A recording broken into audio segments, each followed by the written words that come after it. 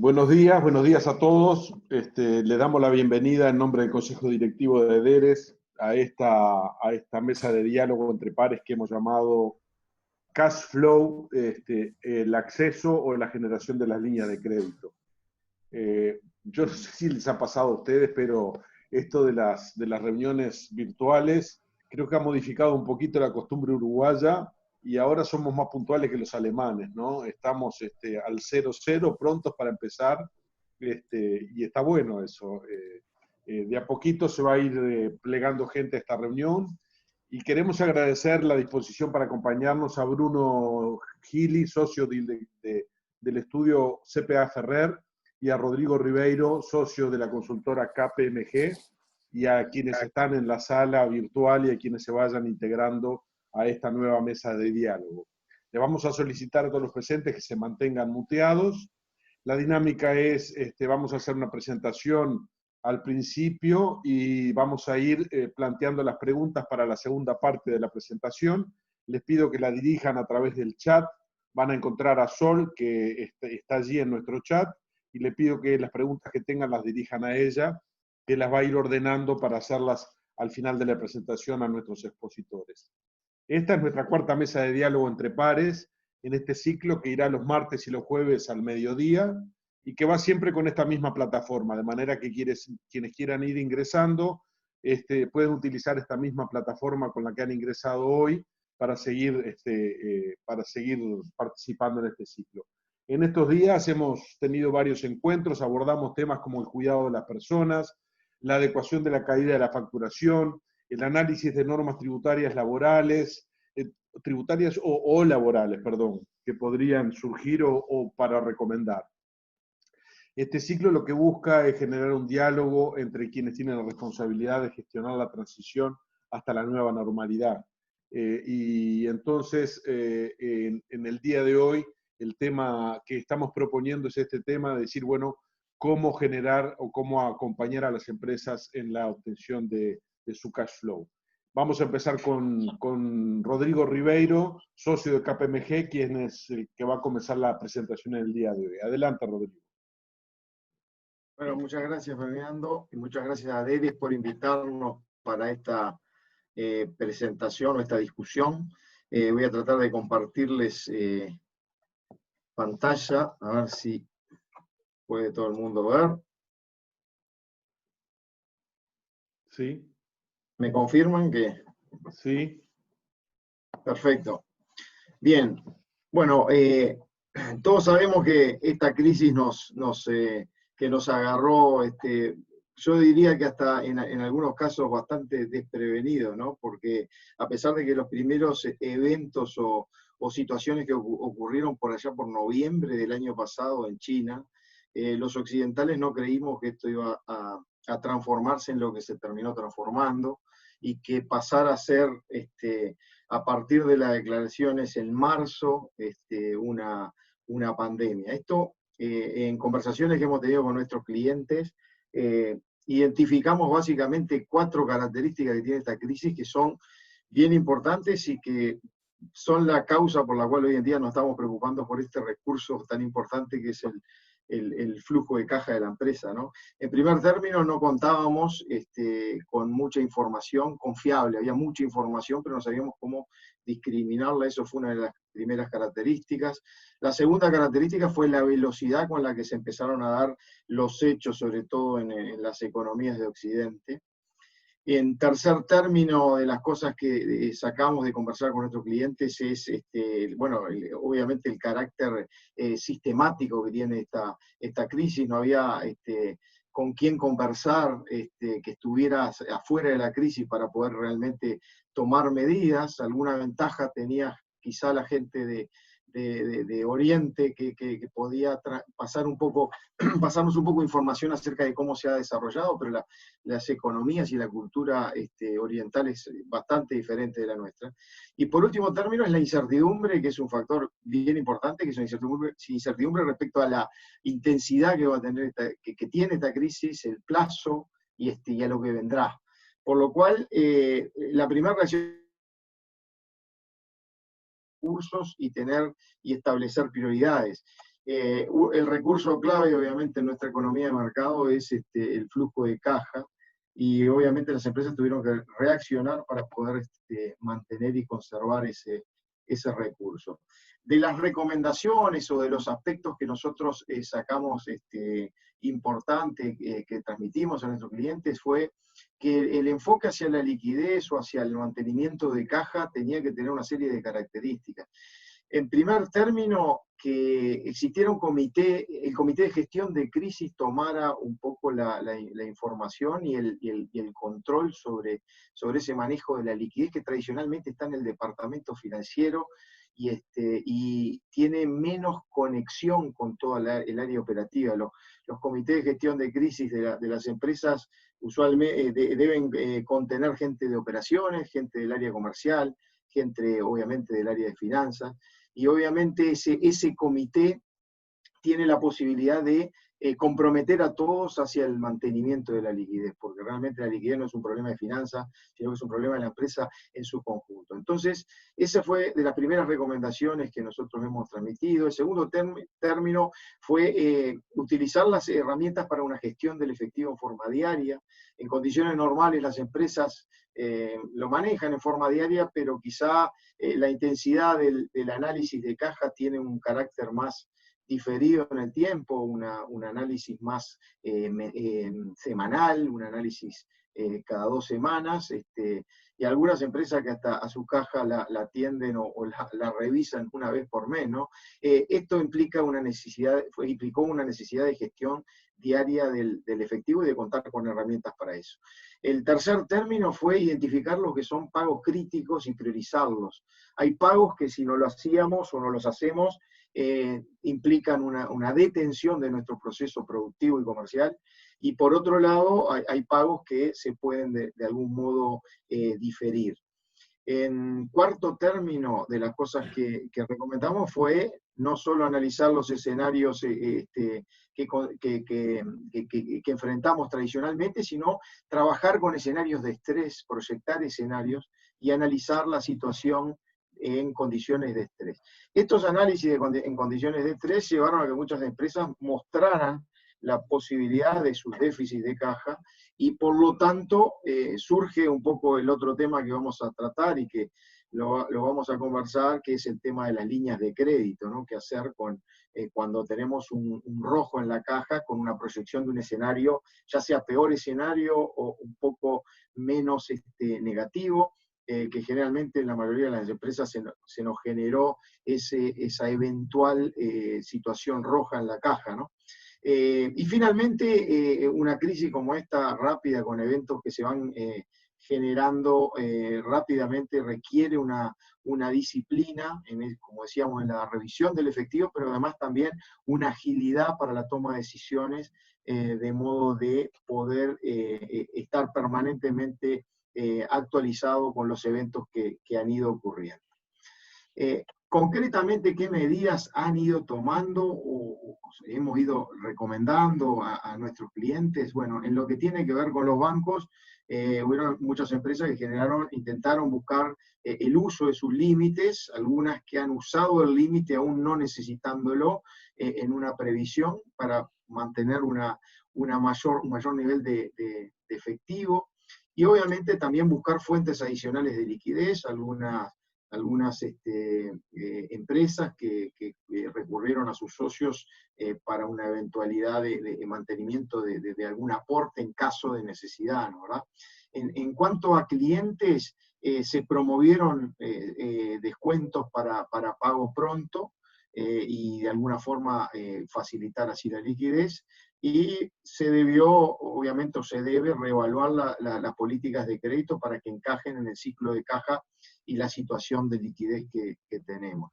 Las políticas de inventario, otro tema importante, y por eso es relevante que el área de operaciones esté vinculada con el manejo de la liquidez también, porque no se trata ahora de comprar indiscriminadamente, sino comprar para que el proceso productivo pueda funcionar.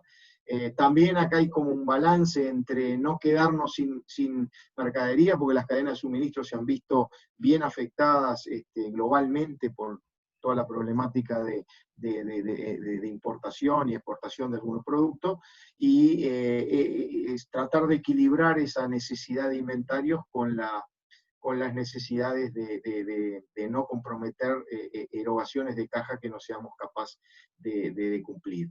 Por otro lado, las inversiones de capital han ido revisando el monto, en timing, en necesidad, a los efectos de también no detener aquellas inversiones que son realmente necesarias para la empresa, pero sí para aquellos casos de proyectos que realmente lo podamos postergar.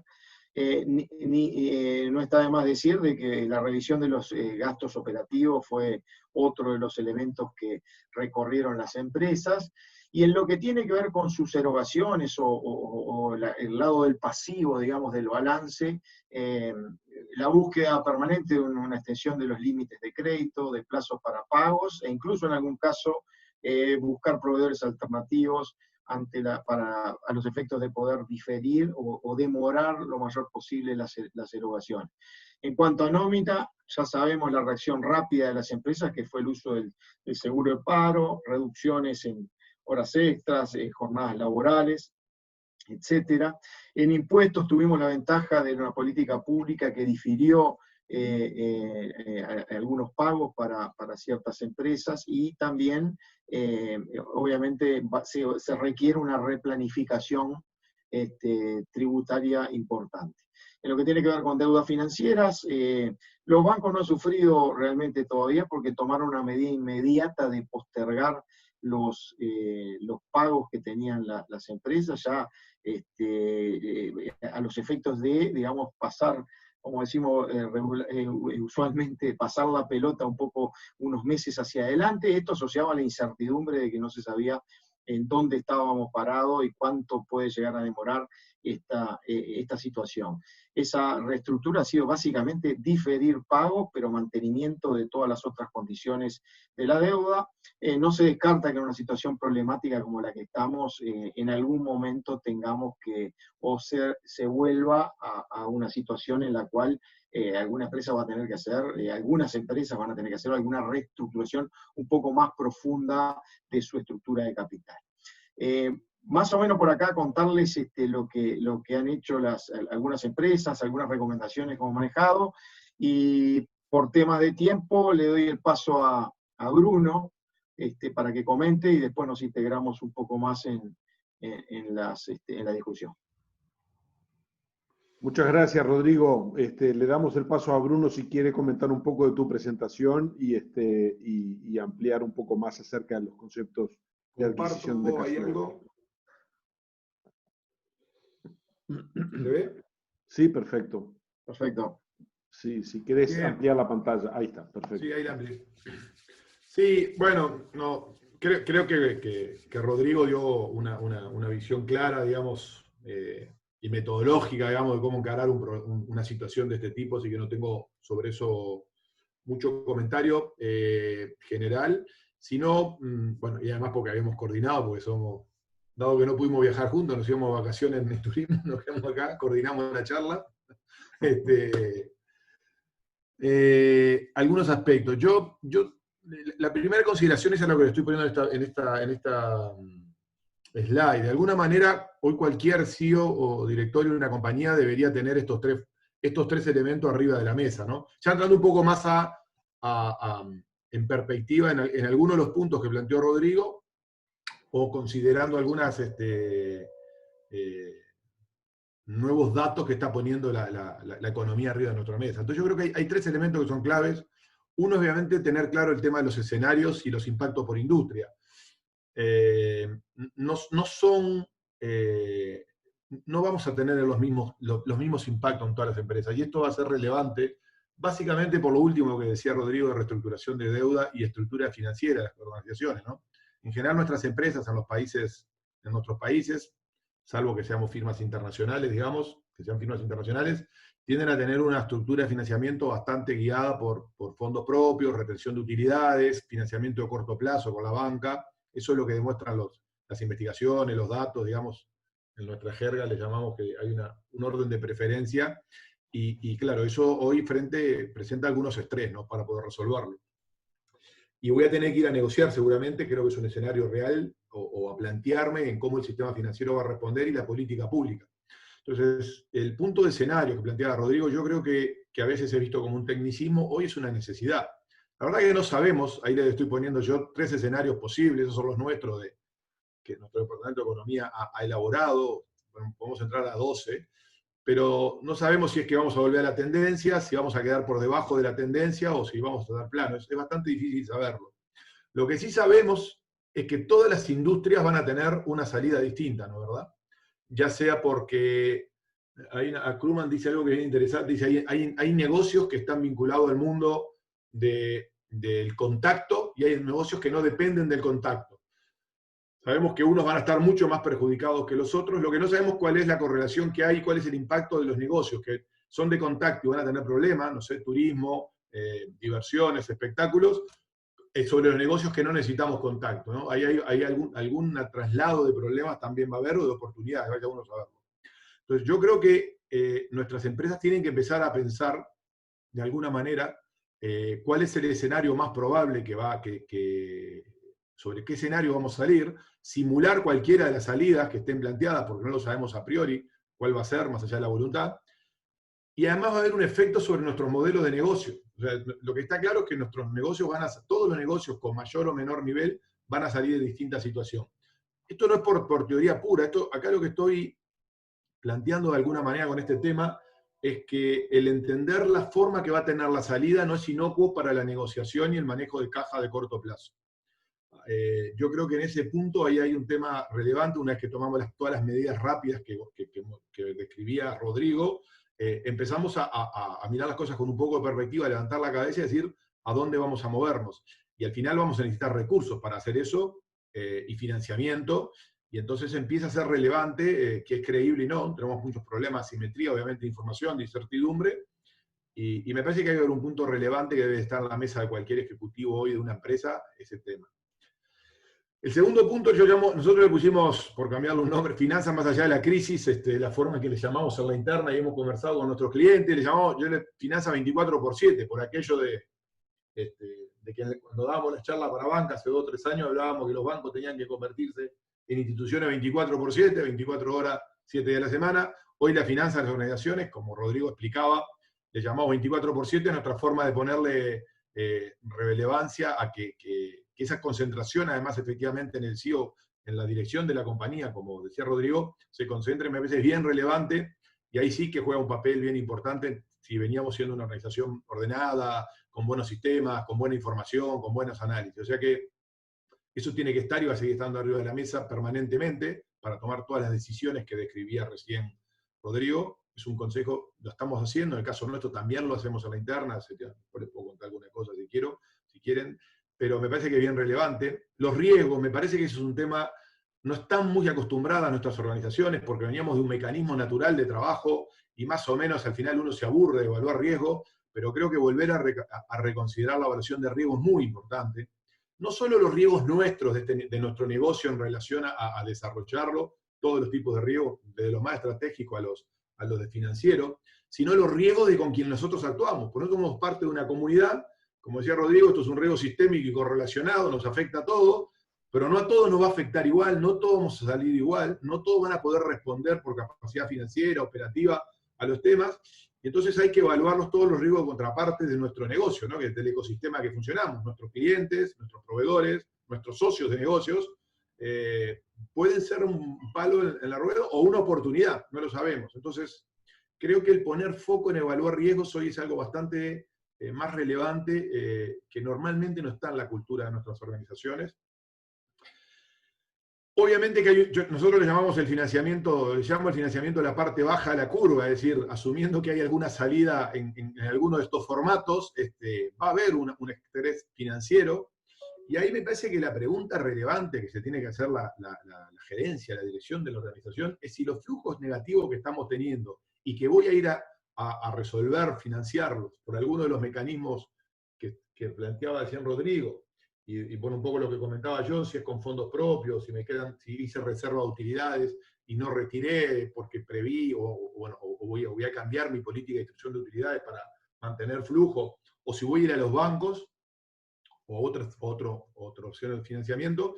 Yo creo que es muy relevante cuando uno vaya a hacer todo esto, tiene que saber si la necesidad que estás teniendo es transitoria, es el acomodo a la nueva situación y que va a tener una salida, o el COVID terminó de definir que mi modelo de negocio no va. El COVID va a tirar a empresas que no venían muy bien, y esto es como el letal, y por lo cual va a ser difícil que se convenza de que su salida va a ser buena, y además, en algunos casos, empresas que venían relativamente bien, posiblemente nos esté planteando un problema serio de fondo, porque la salida de todo esto haga que nuestros modelos de negocios no sean consistentes.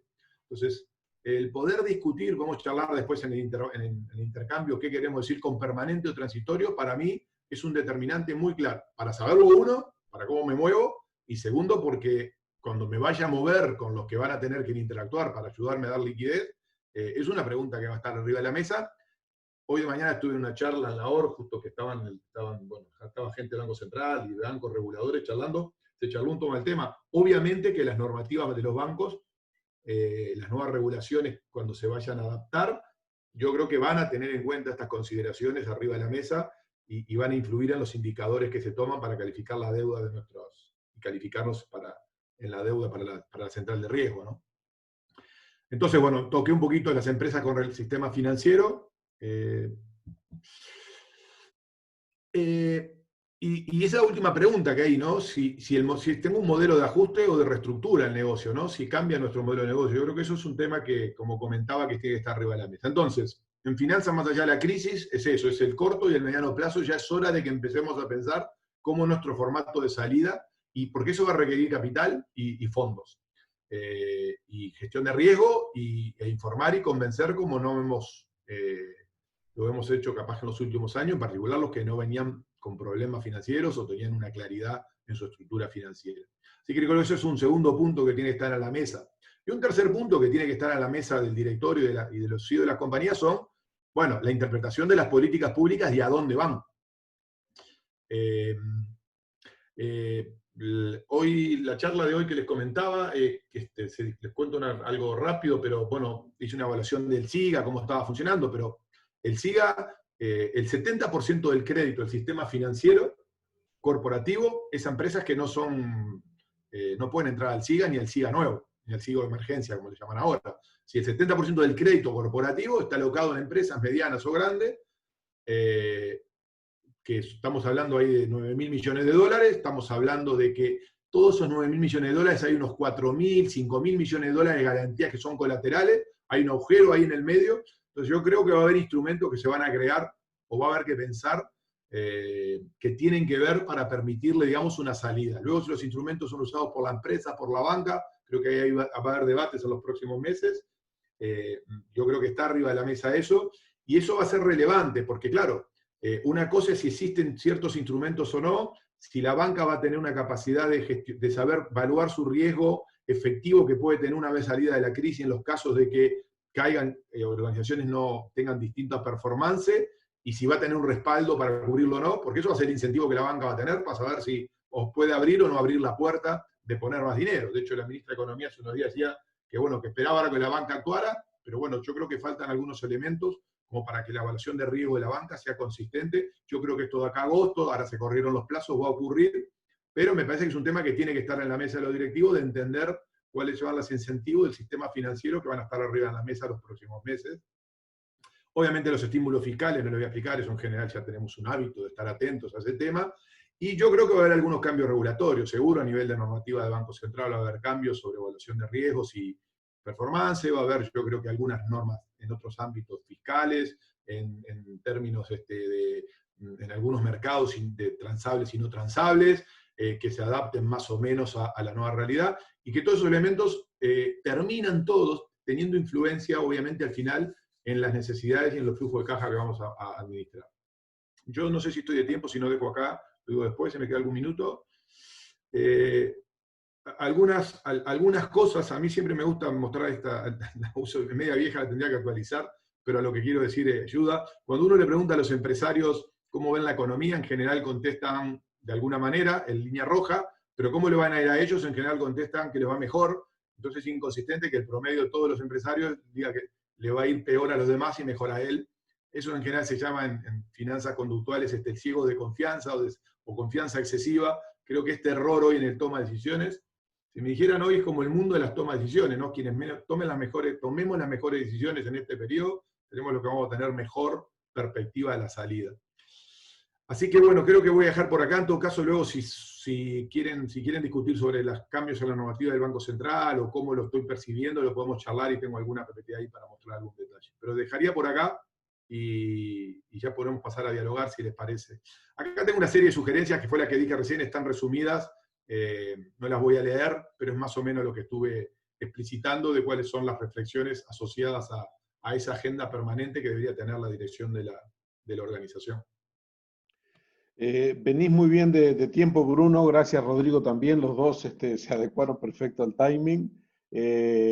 No sé si tenemos alguna pregunta. Capaz que podemos ampliar las reflexiones a partir de las preguntas. Sol, ¿tenés alguna pregunta? Sí, tenemos preguntas. Tenemos para los dos. Entonces, yo digo mejor a partir de las preguntas, capaz que podamos ampliar la reflexión. Y lo que Bruno nos decía al inicio de la charla, la presentación la va a poner a disposición para que podamos compartirla con quienes asisten hoy a la conversación. Adelante, Sol. Bien, muy bien. Para ambos. La realización de activos no parece ser una alternativa de liquidez, sobre todo que no sean activos centrales a la operación. Pero en la crisis del 2002 se generaron incentivos tributarios exonerando de impuestos a la realización de activos por parte de propietarios de empresas o de empresas para otorgarles liquidez. ¿Qué opinan de la realización de activos con ese fin? ¿Piensan que sería conveniente reeditar esos estímulos tributarios? No sé, Rodrigo. A ver, yo no sé si quería arranco, Rodrigo, como quieras. ¿Me oís? Sí, dale, estaba con el mute, perdón. Dale. No, a ver, la realización de activos siempre es un tema. Una pregunta que uno se podría hacer ahora, si ese activo que estoy teniendo y no estaba rentando y era un activo que no estaba operativo, ¿para qué lo tenía y no lo vendí? Y si tenía deuda, o sea, si yo tengo el activo y tengo deuda y no lo rento, ¿por qué estaba destruyendo valor? Eso es una cosa que siempre ocurre. A veces nuestras tradiciones nos llevan a tener activos que no sabe en las organizaciones. En la vida personal uno puede tener un activo que no rente porque está disfrutando, en la empresa no. Hoy no es un buen momento para vender, obviamente. O sea, vender activos hoy es un dato complicado. Por eso yo creo que los instrumentos de garantías, una cosa que me parece que va a haber, que más allá de que podría haber ciertos incentivos para si uno va a vender activos para poder conseguir liquidez, mantenerla operativa o gestionar riesgos, podría. No descarto que uno podría, no soy experto fiscal, podría ser un incentivo razonable. Igual creo que hoy, si me preguntan a mí, me parece que en términos de activos, yo preferiría ver si no es posible empezar a trabajar en considerar, en reducir los costos transaccionales y la facilidad y la agilidad con la cual se construyen sistemas de garantía para permitir ejecutarlos más adelante y no ahora, ¿sí? Pero que los pueda utilizar para obtener liquidez. Yo creo que eso es un camino más razonable. Yo creo que ahí hay muchas, yo no lo tengo ahora, tendría que ir a buscarlo, pero si uno compara los costos y las transacciones de hacer hipoteca, los fideicomisos de garantía han funcionado muy mal porque son muy caros estructurarlo, tienen costos fiscales. Yo iría más por el lado de ver si cómo se pueden crear instrumentos que nos permitan usar los activos para, sin necesidad hoy de venderlo. Si hay alguien que lo quiere comprar y lo puedo vender, capaz que es óptimo, ¿no? Rodrigo. Sí, a ver, yo creo que un poco la respuesta viene en línea a lo que comentaba Bruno respecto hacia el negocio, este negocio que estoy tratando de salvar con esa venta del activo, es realmente un negocio que tiene perspectiva, ¿no? Entonces, juzgando eso, yo creo que uno tiene que evaluar las distintas opciones. En la medida de lo posible, la venta de activos en este momento es en un mal momento, pero puede no ser en un mal momento si es la única opción que yo tengo para salvar otro negocio que le veo que tiene perspectiva, por lo cual me parece que es un tema de juicio estratégico. Y respecto al tema del impacto impositivo, no sé qué relevancia pueda tener, pero generar incentivo de venta de activos a través de un estímulo impositivo, me parece que la decisión viene antes, ¿no? Viene a nivel estratégico y después, obviamente, van a pegar los impuestos si lo tengo que hacer, lo voy a hacer a pesar del impacto impositivo. Me parece que yo no me parece que sea, no soy especialista tampoco, como señaló Bruno, tributario, pero me parece que el problema es más de una decisión estratégica previa que respecto a un tema de estimular ese tipo de actividad. Muy bien. Tengo acá más preguntas. Igualmente pueden dirigirse a mí en el chat y pueden seguir preguntando, que estamos con tiempo. Va la siguiente, para ambos también. La pregunta que todos nos hacemos y que nadie quiere o puede responder es: ¿quién asume los costos de esta salida? Es claro en algunos sectores el rol que las empresas grandes tienen en el financiamiento de su cadena de valor, pero esa capacidad es limitada. Si no se generan fondos de apoyo a las grandes empresas y si no se facilita el crédito para que luego se transfiera a la cadena, se corre el riesgo de corte de la cadena de pagos. ¿Qué nivel de riesgo ven ustedes en esta etapa de transición con respecto al soporte financiero que pueda otorgarse a los actores de la economía?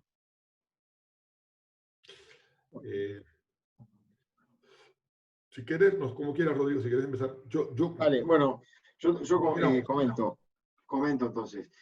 Respecto al tema de riesgos de la cadena de pago, bueno, creo que una de las cosas que mencionamos es de que en estos momentos lo que pasó fue que varias entidades financieras lo que hicieron fue pasar el ciclo de pago un poco más para adelante, o sea, tirar el problema para dentro de unos 2 o 3 meses. Dentro de 3 meses creo que ahí vamos a poder ver un poquito más el estado de situación de la cosa, que se va desde la economía y del ciclo de pago, que se va además a combinar con un reinicio de actividades que se está tratando de llevar adelante. La combinación de esas dos cosas realmente es parte de la incertidumbre. ¿Cómo la vemos? Más que cómo la vemos, yo espero que van a haber problemas, pero creo que se está empezando a mover la maquinaria económica y creo que el ciclo de pago debería tener una problemática menor quizá de la que yo pensaba cuando arrancamos en marzo. Es una opinión personal. Ahora, creo que si a eso le agregamos alguna actuación desde un punto de vista de políticas públicas, de cubrir esos espacios, como ya en varios países del mundo que tienen más facilidad para emitir, han logrado tapar algunos de esas situaciones para no trancar la cadena de pago, yo creo que deberíamos, y soy optimista de que deberíamos poder salir adelante. Obviamente no creo que vayamos a estar en la misma posición en donde estábamos en febrero, pero no debería ser tan complicado si tomamos las medidas adecuadas hacia adelante, ¿no? Sí, yo, 2 comentarios, más o menos comparto lo que dice Rodrigo, sobre el tema por eso en mi exposición yo creo que va a haber cambios cuando llegue agosto, septiembre y se entienda cuál es la forma que Uruguay va a salir de esto, porque el mundo va a estar más claro, pues esperemos todos, que no demore más de eso.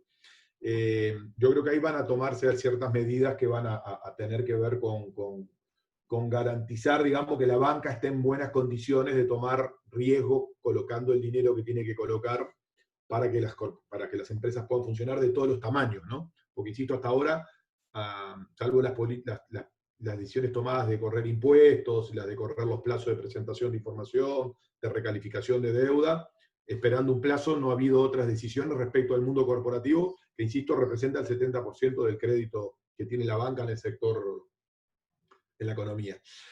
Yo creo que yo no percibo tampoco problema de riesgo de pago ni cadena de pago, creo que eso se va a llenar bien, creo que es una prioridad, el gobierno lo tiene muy claro, la banca está muy dispuesta a ayudar en todo este tema, no veo mucho problema por ahí, tenemos una buena red de pagos, tenemos un sistema financiero en ese sentido que funciona, que pues además se ha modernizado por suerte bastante y nos ha facilitado. Yo sí creo que va a haber, mi diagnóstico, que yo creo que vamos a tener 12, 18 meses complicado, pero no a ese nivel de crisis de medio de pago. Creo que va a haber un problema económico. Uruguay venía arrastrando problemas de productividad y el problema de competitividad, problema de innovación y déficit fiscal. O sea, bueno, algunos pueden sostener que estos están vinculados, pero entonces, mi punto es que si el apoyo que el gobierno pone, digamos, mañana es excesivo y, digamos, el riesgo moral asociado a que haya demasiadas utilización de fondos públicos que luego no tienen sentido porque cae la economía, Uruguay no tiene espalda, desde mi punto de vista, para soportarlo. O sea, Uruguay no tiene espalda para que esto nos lleve 5.000, 6.000 millones de dólares o 4.000 millones de dólares de errores. Entonces, ¿quién va a pagar eso? Y bueno, al final yo creo que esto va a ser deuda y luego impuestos a futuro. O sea, todos esperen y seguro en el 2021 vamos a tener una discusión sobre el sistema fiscal uruguayo. Eso es seguro, o sea, vamos a discutir quién paga todo esto. Yo creo que hoy el gobierno es difícil poder organizarlo por áreas para que lo paguen, por lo cual va a ir por deuda, va a ir por expansión del gasto, y luego en el presupuesto nacional nos enteraremos cuál es la estrategia para volver a encauzar el déficit fiscal y la deuda del país, y eso va a llevar seguramente a discusiones. O sea que la pregunta es quién va a pagar esto, y bueno, vamos a pagar los ciudadanos con impuestos, eso tengo cero duda, digamos, nadie nos va a donar ese dinero, ¿no? Así que por eso creo que hay que tratar de evitar en las salidas también que sea permanente, que esto sea muy general, ¿no? Yo creo que en un momento hay que empezar a ser selectivos sobre qué se apoya o no, porque no tenía mucho sentido extender vida de cosas que naturalmente se iban a morir, porque eso es plata tirada, eso es contra la productividad y la innovación, ¿no? Y lo otro que yo creo que el gobierno debería hacer es empezar en el mercado de bienes no transables, ¿no? Yo creo que todos los bienes no transables en Uruguay están bloqueados, están con costos elevados, y yo creo que ahí también va a haber algunos efectos en la economía. Pero yo creo que hay que esperar el presupuesto para entender el plan del gobierno. Muy bien. Bueno, tengo una pregunta más. Acá la persona que me pregunta me dice como, ve dos líneas de financiamiento para generar liquidez, o es a partir de generación de impuestos o es a través de endeudamiento. Capaz haya otras vías, pero analizando estas dos, ¿cuál entienden ustedes debería ser el instrumento atractor en esta etapa? Está hablando del gobierno, me imagino la pregunta, ¿no? A ver. No de las empresas. ¿Por impuestos? Sí. Pues yo más o menos lo dije recién, no sé, Rodrigo, si querés. Sí. Yo, a ver, en definitiva, creo como comentaste, Bruno, esto lo tenemos que pagar. O lo pagamos estas generaciones, o lo pagan las próximas generaciones, pero alguien lo va a pagar. O lo pagamos un poquito más tarde, o lo pagamos un poquito más tarde con más costo, que implicaría endeudamiento, o lo pagamos ahora con el costo que implica, digamos, a nivel económico de aumentar los impuestos.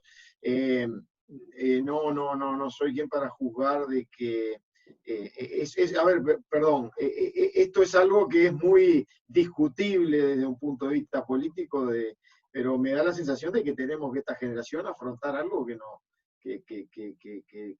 lo generamos, y no patear la pelota tanto hacia adelante, ¿no? Es decir, pero eso es una opinión personal. Sabemos que nuestros hijos van a sufrirla porque le vamos a dejar alguna carga, resultado de todos estos tipos de cosas, muchas de ellas las cuales son aleatorias, pero si me preguntás, yo creo que tendría que ser la viabilidad para Uruguay es hacer una combinación de ambas, pero a la larga va a terminar todo en un impuesto que lo pagaremos un poquito más tarde o un poquito más en forma inmediata, ¿no? Sí, más o menos lo he dicho. Lo único que agregaría, que yo creo que el Estado tiene muchos activos que hoy no son improductivos, y así como las empresas en el modelo de Rodrigo tenía un capítulo que era evaluar, yo creo que el Estado llegó el momento que tome decisiones vinculadas a un montón de activos que tiene, que yo creo que no son poca plata y que se pueden utilizar con distintos motivos. Siempre está el debate, la privatización, ¿no? No me refiero a empresas, me refiero a activos, a veces hasta inmuebles. Y obviamente creo que lo otro es eso, que tiene que lograr capaz que es una oportunidad para tomar algunas decisiones que mejoren la competitividad del país y permita que el rebote sea más rápido, ¿no? Y no volvamos a la situación previa de las mismas trancas. O sea que yo también comparto que hay un día después de esto y que problemas que Uruguay arrastraba, que lo hacían menos competitivo y productivo, los tiene que ganar. Hay un mercado de bienes no transables, sectores muy oligopólicos, bueno, el sistema educativo, obviamente, lo estamos viendo estos días, digamos, es muy fácil hablar de trabajo a distancia, de educación a distancia, pero para eso la gente tiene que tener las condiciones, capacidades y habilidades necesarias, y hay cientos de miles de personas que no lo tienen. Así que bueno, No tengo mucho más para decir. Creo que hay que esperar el presupuesto nacional, que es donde vamos a ver el plan definitivo del gobierno, y eso nos va a dar un elemento más de juicio para definir los planes de nuestras empresas, ¿no? Bien, muy bien. Por acá no tenemos más preguntas. Yo me voy a permitir entonces hacer alguna pregunta porque me quedé, sobre todo Bruno, me quedé con las ganas de que nos comentes un poco, sobre todo para las empresas, que seguramente es lo que va a abrir el panorama de qué es lo que podemos esperar de los criterios de financiamiento y demás, sobre las conductas bancos centralistas que estabas, que querías comentar al principio y que dejaste. Me gustaría si podés adelantarnos algo, comentarnos un poco.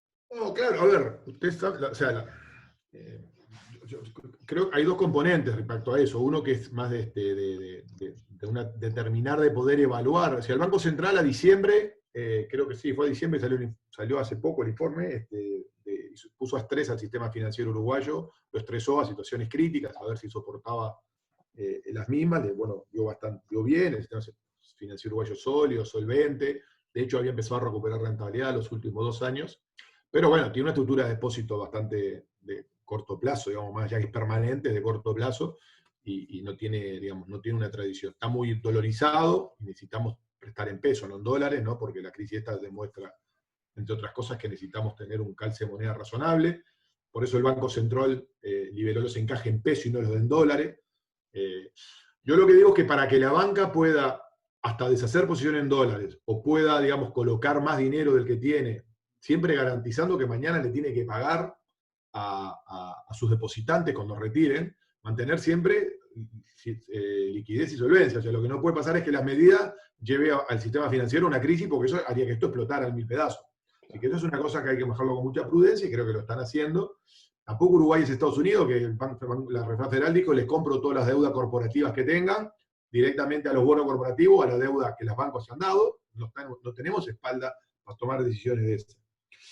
Entonces, yo creo que por ese lado va a haber instrumentos que van a pensar ciertos instrumentos que le den garantía a la banca de tener mejores relaciones con el sector corporativo para poder ajustar, digamos, el tipo de deuda, los plazos, el monto, las tasas, etc. Yo creo que algo de eso va a tener que haber. Estoy seguro que va a ocurrir algo, creando ciertos instrumentos. Y por otro lado está la regulación de Basilea, la aflojaron ahora, el Banco Central le quitó, esperó hasta agosto, dio plazos para no recalificar deuda, solicitud de información. Ustedes recuerden que nosotros, las empresas, le tienen que presentar una información proyectada 1 año para que el banco corra una serie de ratios a esa información proyectada, y si cumple con esos ratios de flujo de caja, de patrimonio, etcétera, no importa los detalles, te califico para ver cuál es la previsión que tengo hacia el central.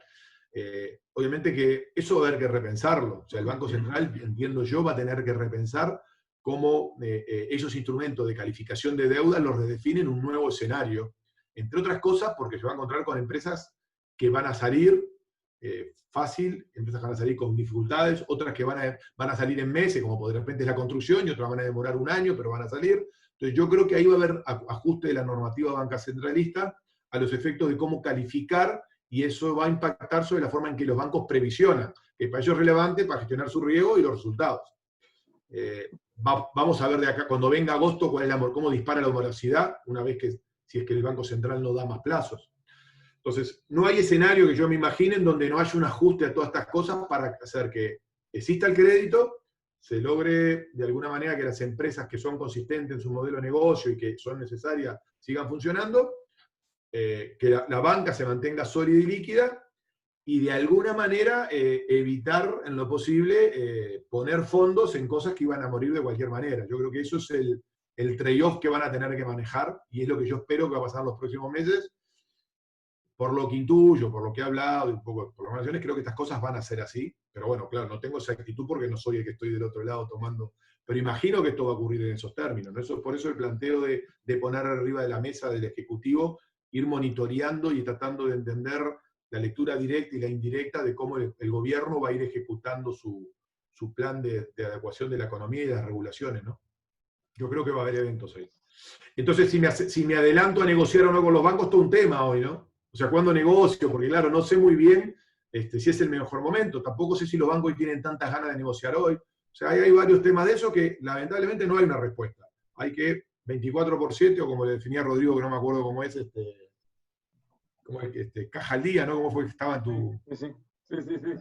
Caja al día, es eso, digamos, ¿no?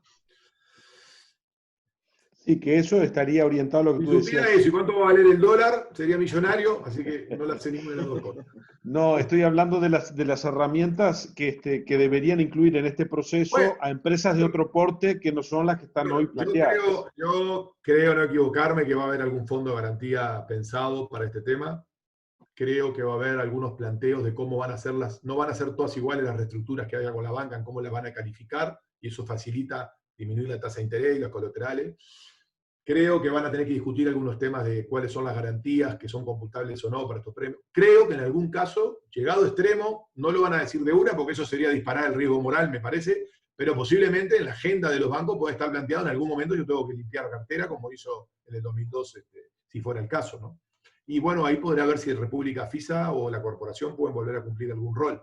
Yo creo que ese es el set de herramientas que tienen arriba de la mesa. Otros que han planteado alguna cosa es República FAB. No sé, yo ahí con la SAFAB tengo mis dudas, si meterla o no, tenemos un problema con el sistema de seguridad social, pero bueno, al final de la película son fondos que están disponibles. Yo creo que yo lo tiraría lo más para adelante posible y realmente en una situación de mucha extrema me metería en un lío en tocar esos fondos. Sería como asumir que la generación de jubilados que viene le estoy adelantando un impuesto, ¿no? Porque van a cobrar menos. Pero bueno, por ahí es lo que yo me espero de cosas que van a ir sucediendo. Rodrigo, ¿querés ampliar alguna parte de este punto de vista? No, estoy de acuerdo de que va a ser necesario trabajar sobre el tema de normativa. El Banco Central tiene un gran desafío. Los bancos, para darle, así como tomaron medidas inmediatas en reducirle los encajes para que pudieran ser un instrumento, no tengo duda que también a nivel de previsiones se va a trabajar, porque no van a poder los bancos, realmente van a tener menos predisposición si no se tocan esa normativa, ¿no? Para colaborar, digamos, o para facilitarle a las empresas extensiones de créditos o refinanciaciones y demás. Pero bueno, por ese lado creo que va a venir la movida. El Banco Central va a ser un instrumento, como lo está haciendo, si miramos el resto de los países, está haciendo el instrumento, ¿no? La Reserva Federal y los bancos centrales europeos son el factor que permite ir tapando estos espacios de falta de ingresos que se generaron por estas cuarentenas y cierres, ¿verdad? Bueno, muy bien. No tenemos más preguntas. Sol, por ahí, ¿cómo estamos?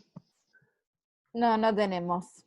Bien, bien. Entonces, agradecerles a ambos el habernos acompañado en esta mañana, agradecerles el timing. La idea es esto, que sean reuniones bien dinámicas de intercambio. Yo creo que sí, muchas empresas nos han manifestado esta preocupación de encontrar herramientas que se ponen a disposición para enfrentar a la crisis, pero que algunas, por el porte que tienen y su responsabilidad en la cadena de pagos, estaban necesitando ver un poquito el panorama de esta manera. Decirles que seguimos en este ciclo martes y jueves al mediodía. La semana próxima nos vamos a encontrar con dos temas súper interesantes. Uno es el tema de la comunicación. Si este tema ha surgido como algo súper importante, tanto a la interna, de comunicar a los equipos de cómo las empresas van transitando esta situación, y de cómo comunicar a la externa con sus clientes, con su cadena de proveedores y demás. Y también otro tema importante para la transición hacia la nueva normalidad, cómo las empresas trabajar para asegurar sus suministros claves. Estos serán los dos temas que abordaremos la semana que viene en nuestro ciclo de mesas de diálogo entre pares. Muchas gracias, Bruno, muchas gracias, Rodrigo, y a todos los asistentes. Esperamos vernos pronto.